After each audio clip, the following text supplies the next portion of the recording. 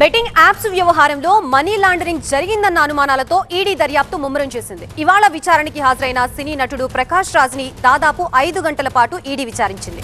ఉదయం 10 గంటల నుంచి సాయంత్రం 5 గంటల వరకు విచారించి ప్రకాష్ రాజ్ స్టేట్మెంట్ రికార్డ్ చేశారు ఈడీ అధికారులు. తెలంగాణ పోలీసులు నమోదు చేసిన ఎఫ్ఐఆర్ ఆధారంగా మనీ లాండరింగ్, హవాలా లావాదేవీలపై విచారణ జరిపారు. దుబాయ్ కి సంబంధించిన బెట్టింగ్ యాప్స్ నుంచి లావాదేవీలు జరిగినట్లు గుర్తించిన ఈడీ ప్రకాష్ రాజ్ పై ప్రశ్నల వర్షం కురిపించింది.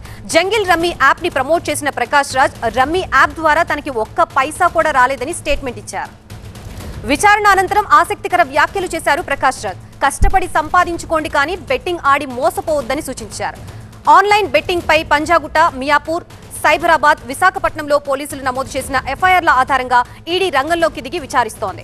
బెట్టింగ్ యాప్స్ ప్రమోట్ చేసినందుకు ప్రకాష్ రాజ్ తో పాటు మొత్తం 29 మందికి నోటీసులు పంపింది.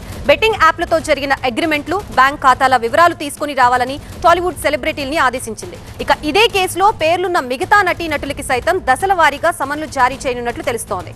నటీనటులతో పాటు కంటెంట్ క్రియేటర్లు, సోషల్ మీడియా ఇన్ఫ్లుయెన్సర్లపై విచారణ జరుగుతోంది.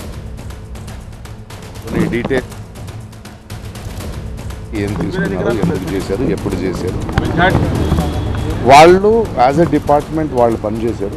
ఒక పౌరుడిగా నా రెస్పాన్సిబిలిటీ నేను వచ్చి డీటెయిల్గా వాళ్ళకి ఎక్స్ప్లెయిన్ చేసి ఇలా అప్పుడు చేశాను, అది తప్పని తెలిసి ఆ తర్వాత నేను చేయలేదు, అండ్ నాకు ఇప్పటిదాకా ఏ పేమెంట్ తీసుకోలేదు, ఎందుకంటే నా మనస్సాక్షి పరంగా నేను తీసుకోలేదు అంటే వాళ్ళ అకౌంట్స్ అన్ని చూసి సరేనండి మీరు చెప్పాల్సింది చెప్పండి అని డాక్యుమెంట్ చేసుకొని వేసే వెళ్ళిపో అంతే. మళ్ళీ రమ్మలేదు, అయిపోయింది. దయచేసి బెట్టింగ్ యాప్స్ మీద ఆడకండి, మీరు స్వయంగా సంపాదించే దారి చూసుకోండి. Thank you. ఇదే అంశానికి సంబంధించి మనకి పూర్తి అప్డేట్స్ ఇవ్వడానికి మా ప్రతినిధి ప్రణీత సిద్ధంగా ఉన్నారు. ప్రణీత, బెట్టింగ్ యాప్స్ కి సంబంధించి జరిగిన 5 గంటల ఈడీ విచారణలో భాగంగా ప్రకాష్ రాజ్ ని ఎటువంటి ప్రశ్నలు అడిగారు, దానికి ఆయన ఎటువంటి సమాధానాలు చెప్పారు, డీటెయిల్స్ 2016లో జంగిల్ రమ్మీ అనేటువంటి ఒక బెట్టింగ్ సైట్కి సంబంధించి ప్రకాష్ రాజు ఒక యాడ్లో నటించారు. సో యాడ్లో నటించడంతో పాటు దాన్ని అనేక సార్లు ప్రమోట్ చేశారు. సో దానికి సంబంధించి ఈడీ అతడికి నోటీసులు జారీ చేసింది. సో నోటీసులో భాగంగా ఇవాళ ఉదయం 10 o'clockకి ఈడీ ఆఫీస్కి ప్రకాష్ రాజ్ వచ్చారు. ఆయనతో పాటు అడ్వకేట్ని కూడా తీసుకొచ్చారు, ఆయన బ్యాంక్ స్టేట్మెంట్స్ని సైతం తీసుకొచ్చారు. అయితే దాదాపు 5 hours ఇన్వెస్టిగేషన్ తర్వాత ఆయన్ని ఈడీ అధికారులు పంపించారు. మళ్ళీ తిరిగి రమ్మని చెప్పలేదు అనేటువంటి స్టేట్మెంట్ని ప్రకాష్ రాజు బయటకు వచ్చి చెప్పారు.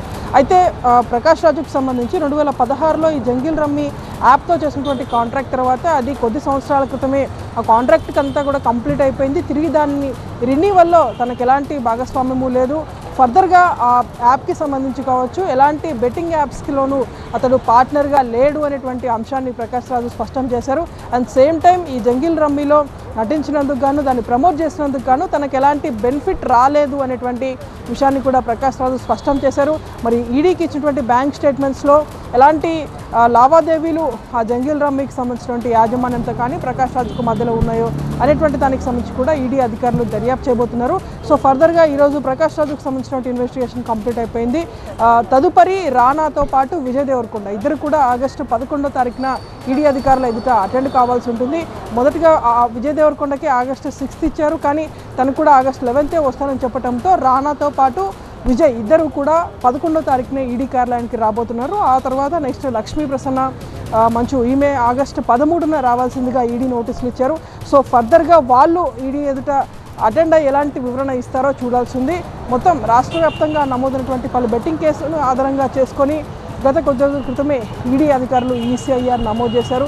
సో ఆ నేపథ్యం తర్వాత ఒక్కొక్కరికి సెలబ్రిటీస్కి ఈడీ అధికారులు నోటీస్ ఇస్తూ వచ్చారు. కేవలం ఈ టాప్ సెలబ్రిటీసే కాకుండా సోషల్ మీడియా ఇన్ఫ్లుయెన్సర్స్ చాలామందికి కూడా ఇప్పటికే ఈడీ నోటీసులు వచ్చింది. వాళ్ళని కూడా పలు దఫాలుగా ఈడీ విచారించబోతుంది. Right, thank you.